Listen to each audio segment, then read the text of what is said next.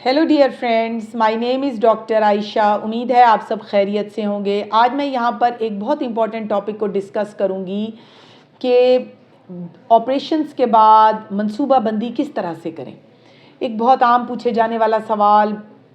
आम तौर पे अब जैसे हमारे हालात हैं उनमें बच्चियों की नॉर्मल डिलीवरीज नेचुरली बहुत कम हो चुकी हैं। बहुत सारी बच्चियों के अब बड़े ऑपरेशंस होते हैं, सिजेरियन सेक्शंस में लैंड करती हैं और उसके बाद मंसूबा बंदी एक बहुत बड़ा क्वेश्चन मार्क है।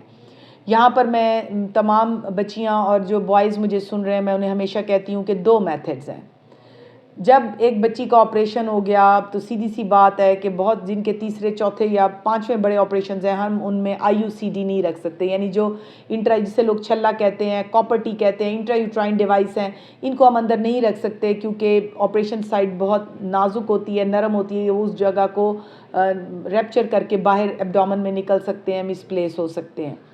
तो उसमें दो ही मेथड सबसे इम्पॉर्टेंट है। एक तो ये है कि जो नेचुरल मेथड्स हैं जो कि हस्बैंड कर सकता है, उसमें यूज़ ऑफ कॉन्डम्स हैं और ओवुलेशन डेज़ में जो है वो कोइटस अवॉइड करना है। ओवुलेशन डेज़ को बहुत सारे लोग जो हैं उसमें गलत हो सकते हैं। तीसरा मेथड उसमें विड्रॉल भी है, यानी कि आप डिस्चार्ज बाहर हों, लेकिन ज़हन में रखें अगर कॉन्डम फट जाता है या उतर जाता है या अगर आप विड्रॉ करते हैं और बीवी के ऊपर ही विड्रॉ कर देते हैं तो इन मेथड से प्रेगनेंसी होने के बहुत ज़्यादा चांसेस होते हैं।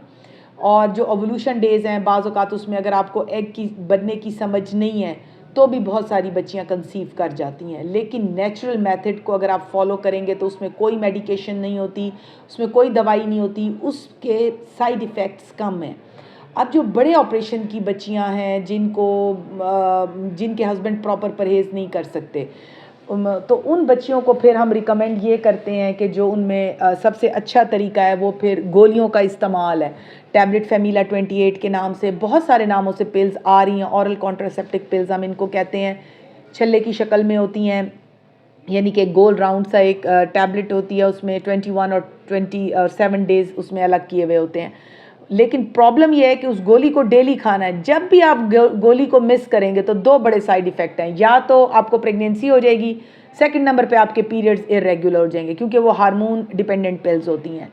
उसके बाद सेकंड जो मेथड है वो है इंजेक्शंस का। इंजेक्शंस जो हैं वो इस वक्त 2 माह और 3 माह के आ रहे हैं। 3 माह का वक्फे का इंजेक्शन जो है वो बहुत आम लगने वाला टीका है इन बच्चियों को, लेकिन उसके भी साइड इफ़ेक्ट्स हैं जिसमें इरेगुलर ब्लीडिंग है, वज़न का ज़्यादा होना है और पीरियड्स का गायब होना है। लेकिन ये भी एक तरीका इलाज है उन बच्चियों के लिए जिनको फ़ौरन बच्चे हो जाते हों, तो उनके लिए एक महफूज तरीका है।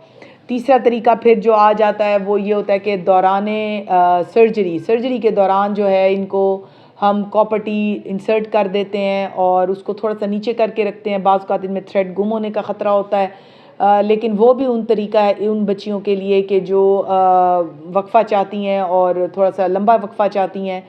लेकिन बाज़ औक़ात देखा ये गया है कि ऑपरेशंस के बाद मंसूबा बंदी एक बहुत बड़ा एक गोल होता है, एक बहुत बड़ा काम होता है, क्योंकि इन बच्चियों को जिनको मुसलसल जल्दी जल्दी बच्चे होते हो तो फिर हम उनको यही कहते हैं कि आप अपने 4, 3, 4 वटेवर जो बच्चे आप चाहते हैं आप कराएं और फिर उसके बाद आप परमानेंट इसकी लाइगेशन करा दें, यानी परमानेंट बच्चे बंद करा दें ऑपरेशन के ज़रिए, ताकि फिर आप जो है वो एक परमानेंट मेथड है एक मंसूबा बंदी का। तो अगर आप मुझसे कुछ पूछना चाहें कि हम अब किस तरह से फैमिली प्लान करें, आप मुझसे पूछ सकती हैं। अगर आप मुझसे via video call online appointment number लेना चाहें तो मेरा नंबर आपको स्क्रीन पर नज़र आ रहा है। Thank you very much.